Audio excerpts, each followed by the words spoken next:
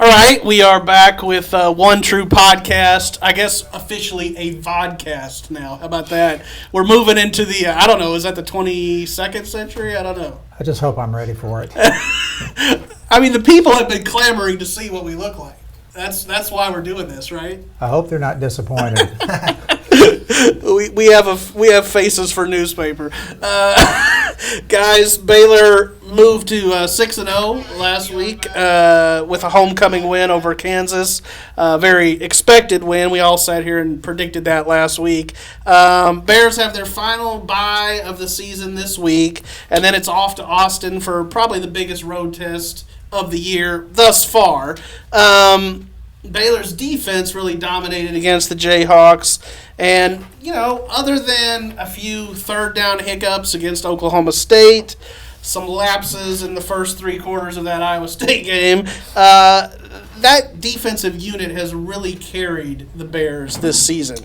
I asked this question as a poll question on Bears Extra a couple weeks ago, a week or two ago.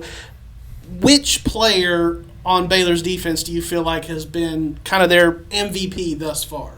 I'm going to say Orion Stewart. He's got 4 interceptions. He's a senior, 3-year starter. Very quiet Orion Stewart. Yeah, we haven't heard much from him, although we would like to hear. We would love to hear from him. That's sort of an inside joke. It's maybe just a slight little dig at Baylor Athletic Communications. We'd love to talk to Orion Stewart. Is he not allowed to talk? So Orion, he got into it with Gary Patterson after a game a few years ago, and he's slightly a loose cannon, and I think they're a little bit worried what he might say. So yeah, he has not been made available for very many interviews. But I was going to say their secondary has just been great this year. Their pass defense, they've only allowed 3 touchdown passes, which is pretty remarkable in this day and age. 47.3%. I mean, you really can't play any better than that. Now, of course, they've only faced one team that's in the top 100 in scoring offense in the nation. So we'll see what happens, but I think he's been the best. Yeah, I agree with him on Stewart. That's the one, 4 picks already, 4 pass breakups, 8 pass deflections. He's got almost 30 tackles. Tough to look past him, and he's the one that really seems like he makes them go. He's the one you feel like it doesn't matter who they play. Obviously, he's been an all Big 12 guy a couple times, but now he's so far putting up All-American numbers. I don't disagree with you guys. That said, when I came up with that poll question for Bears Extra, I started thinking of a few people to put down as the answers, and the list just kept getting longer. I was like, well, he's playing pretty well. He's playing pretty well. Patrick Levels, I think, has had a great year.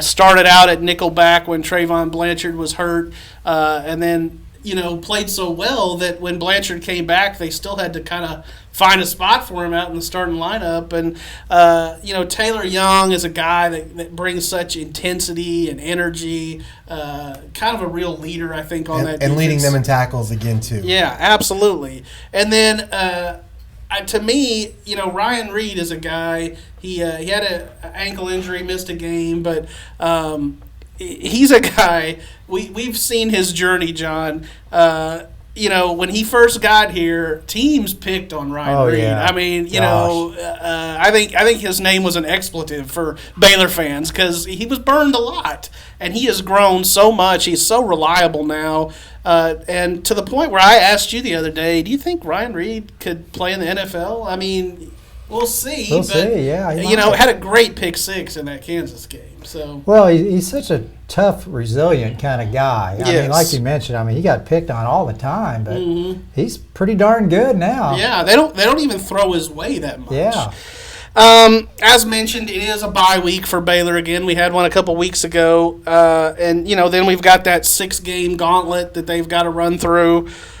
Tony, you picked the Bears to go 4-2 through that 6-game stretch. John and I said 3-3. But let's dream bigger right now. Let's think, what would it take for the Bears to go 6-0? I mean, what do they really have to get cleaned up to make that happen? I think they're route running by their receivers. Okay. I just think it's sort of an unsung thing that not everybody notices. Yeah, I just think it's been really erratic. I mean, maybe Seth Russell has been off on some passes this year, but I think part of it is the receivers just haven't run the right routes sometimes. Yes, I agree. His completion percentage is 57, which really isn't great. I mean, I think it should be over 60, and it probably would be if, there was just a little more of a connection there. But, I'm going to say route running. I think a slow start on offense, again, against one of these teams down the stretch, a good team could really sink them. You get behind 14-0 against even a Kansas State, not to mention Oklahoma or Texas. That's going to lose the game for you. You could catch up and lose by 3, and you can blame it on a bad start. That's the only real weakness I've seen from them so far this year is maybe a little off focus on offense to begin with, which leads back to what you're talking about. Bad routes, not doing the right assignment. That's what that is. I'm going to say Seth Russell, kind of raising his game to a level that we saw him play at maybe at the start of last year. Obviously, the competition he was playing against wasn't as strong as it would have been later in the year after he got hurt.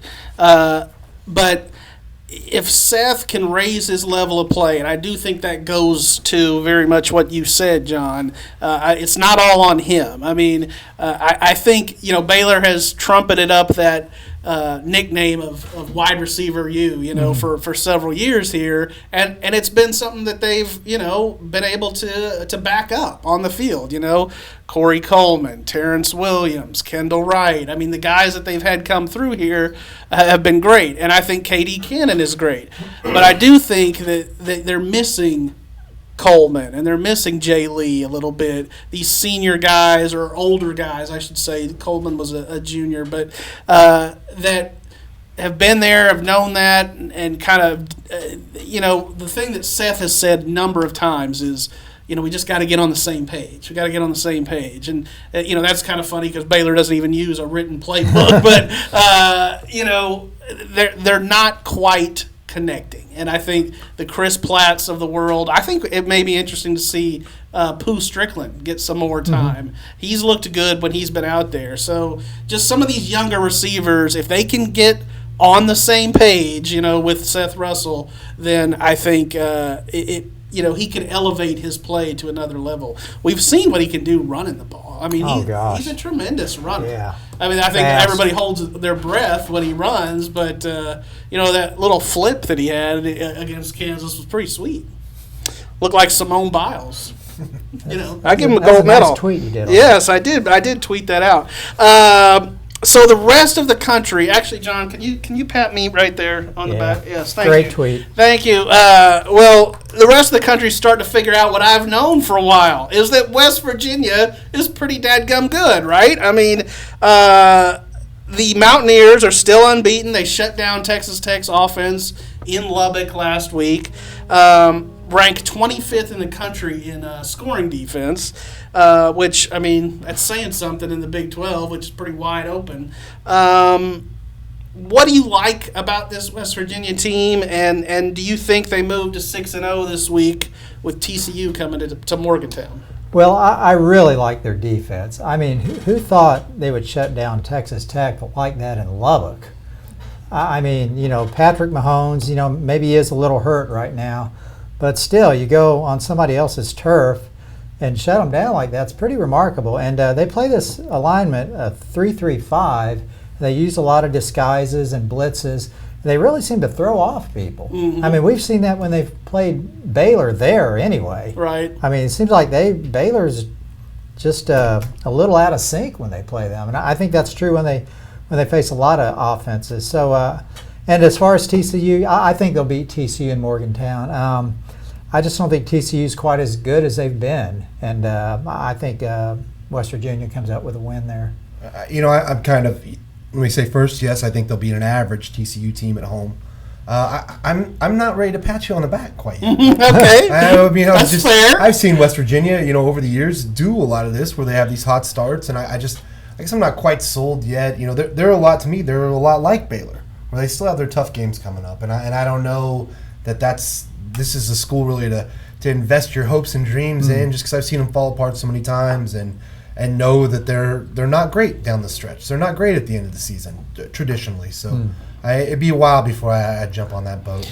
Well, here's where I think they can sustain it a little more. I agree with you that they haven't really done it yet in the Big 12. I mean, they obviously had some good years before they got to the Big 12, but they really haven't put it together since they've kind of joined the conference. But I think the schedule is very favorable for West Virginia in terms of OU and Baylor both coming to Morgantown. It's not an easy place to play. Late in the season. Late in the year, as you've noted, when there could be some white stuff on the ground that we're not used to down here. And then I like the fact that they can play defense, they can run the ball, and that offensive line of theirs, it's probably one of the best. It's probably the best in the conference, one of the better ones in the country. They have a lot of experience on that line, a lot of guys back. I wrote about that line in our Big 12 magazine. How about that for a plug there? There's probably still some copies if people want to come by the Trib and pick that up. But we should talk about this. Right? Yes, beautiful Big cover. 12 magazine art here that we have to decorate our walls. But I mean that offensive line is pretty salty. They've got a guy, Tyler Orlovsky, who is multi-year starter there, and I think if you're able to run the ball, play defense. That's not Big 12 kind of football. That's more like Big 10 or whatever, and so that can help you in close games. I mean, if you're able to, it's going to throw other teams off. You're going to have to change everybody else's preparation when they come play. Right. So, what do you think the reception is that Baker Mayfield gets in Lubbock, Texas this week? What's worse than bad? What's worse than really bad, right? Deplorable? Yeah. Here's mine. First quarter, boo. Second quarter, boo. Third quarter, boo. I don't think your boos are loud enough. Fourth quarter, boo. Okay. They don't have any F words sprinkled in them either. He's going to get essentially fan hell rained down on him. Yes. You got to think this. If you're saying how bad it's going to be, it'll be worse. You got to think everything that's happened between him and the school and the back and forth about did they offer him a scholarship, didn't they? Just the disrespect angle that's been played, and also the hurt from Texas Tech fans to see what he's done and to think, that got away from us. For whatever reason, it got away from us. So, yeah, it could be pretty ugly for Baker, but he's got to expect it. Yeah, he'll expect it. I think yeah. the signage should be very fun. I think there'll be some creative signs playing off the Baker Mayfield rule. A couple years ago, this is a few years ago, when Chad Conine was one of our writers here at the Trib, he did a little series on the American college football fan and how it is. It is he likened it to European soccer hooligan fans, and that sort of environment you can get at college football games. And one of the environments that's kind of rowdy like that is Texas Tech. Oh yeah. I mean, of course, we haven't been there in a while, but well, that's true. They haven't been really good in a while, but we haven't been. We haven't been. Yeah, there we haven't been there because Yeah. they keep playing at Jerry World, which we don't mind. It saves us a drive out to Lubbock, but I think it could be pretty rowdy. I mean, I agree. Those Texas Tech fans. Plus, you get a little liquor in them. A little pregame tailgate. I mean, it could be wild. Finally, let's talk about Big 12 expansion a little bit.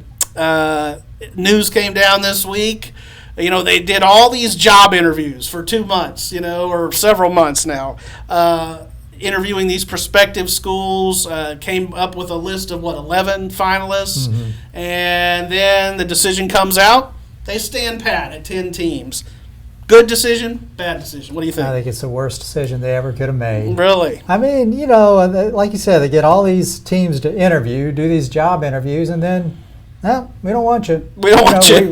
We're happy with what we have. But what about what Kim Mulkey said today at the tip-off luncheon? That, they're still dating. They're still looking for their mate, that these teams just weren't good enough. I didn't quite understand that analogy. It's because you haven't found your mate yet, Tony. I just think the Big 12 is getting left behind. I mean, they're just kind of standing pat. I mean, at least get back up to 12 teams, like your name like says. your name suggests. Yes. And I thought BYU and Houston were really good candidates. Yeah. You know, good football programs. You know, good overall athletic programs. Now the BYU problems are they have their own network. And that's been a sticking point with Texas. Mm-hmm. Don't like to play on Sunday. That would be a problem in some other sports besides football. And then their honor code, which the LBGT community probably would not like, and there might be some protests. I mean, there was obviously some furor over that, you know, when that came out. So, you know, I guess I can see the reasons why they might not take BYU, but you know, then they could have gone maybe Cincinnati and Houston or something. Yeah. I mean, I kind of disagree with you guys on the point. I think it's probably good because you look around and you think they had their pick of every single team that didn't make it in a Power 5 conference to this point in the whole country, and their TV, the people that have the TV deals with Big 12, literally step in and say, "We'll pay you not to take some of these teams because the TV markets are so bad." And you look and it's like, yeah, you know, it's good because they kind of lucked into a little more money. It's bad because you do need 12 teams, but look around. I mean, these are the teams that are left after everything got picked over 4 years ago. After everybody took their shot at everybody else, you're picking from kind of what's left. The better option for the Big 12 would be to stay sharp, keep an eye out, see who's not liking their deal in another conference. You may be able to, if you could swing it, you know, cherry pick, maybe get somebody that's disgruntled with another conference, another Power 5 conference, find another school to come over. But I think it's a move out of old Godfather style. Don't make a move out of desperation and kind of wait. They do need 12 teams. I agree with John. It's bad to be 10. You know, the thing about the college football playoff, they're worried they're not going to get a team in. Well, it's only been here for 2 years. 1 year you did have a team. The other year it's your own fault, right, that you didn't have a team in because you didn't have a system in place that could determine the one true champion. Right. So, which you guys know better than anybody else. You guys went through all that. Yeah. So I think it's good. I think it's bad they don't have 12 teams, but it's good that they didn't pick from not the dregs, but just the teams that nobody else wanted, which isn't where they should be. All right. Well, here's what I want you guys to do. I want you to look into your crystal ball. And I have a crystal ball here. I just so happen to have a crystal ball. Oh, there you props. go. So, Tony, take the crystal ball. I want you to look in the crystal ball. Look like let's say 9 years down the road. That's 2025. FIFA, yes. Yes, the FIFA, whatever. 2025 is when the Big 12 TV deal Big 12 TV deal expires. So who's in the league? Who's out of the league? You know, how do you see this shaping up in the future? I think they'll have a couple more teams by then. I don't think Oklahoma, I can't see them in the SEC. They like being the big dog. Didn't seem like the Pac-10 wanted them. I mean, it seemed like that was kind of the big hang-up before. Now, Texas, I don't know. Of course, if Texas leaves, there probably won't be a league. But, but, you know, they've got that Longhorn Network, which is kind of an albatross for them, too, as far as getting into another league. So I think there will still be a Big 12, and I think there will be a couple more teams. But you're not going out on any limbs on who those two teams might be?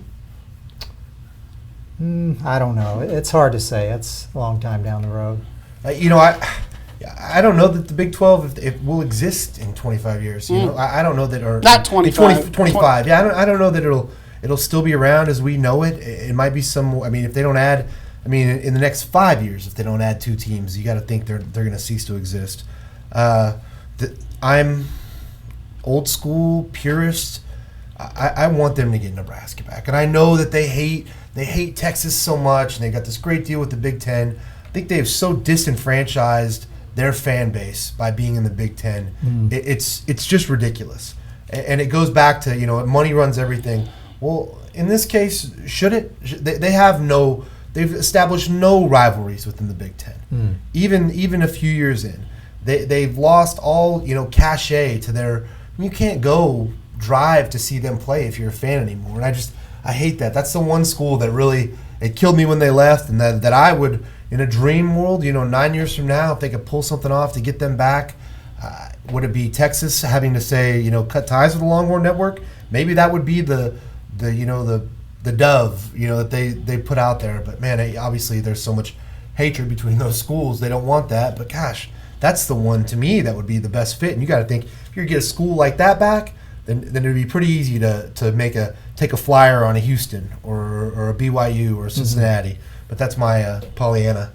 Well, no, I'm with you on that. I wrote a blog a few months ago about. I miss you, Nebraska. Yeah, I mean, about the Big 12 maybe going after some Power 5 schools.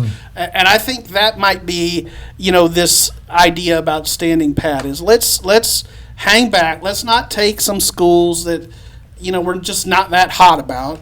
Let's strategically look for, opportunities where we might be able to poach a Nebraska or, back when they invited TCU and West Virginia, the school they left out was Louisville. And, Which that stings now. Yeah, it does sting. I mean, because great football, great basketball, obviously. So that would be a nice team to have if they would have gone and added 4 teams at the time instead of just 2. So I think that's the thing that they need to do, the Big 12. And I do think it'll exist.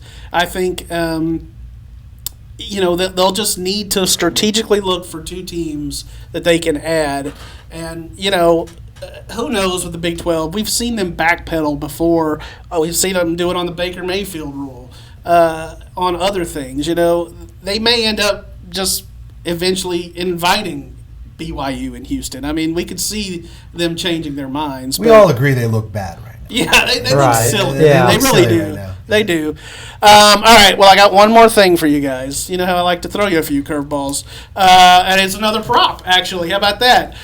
This one comes to us courtesy from our own Tribune-Herald Waco Today editor, Ken Surrey, a proud alumnus, as you know, John, of Texas A&M University.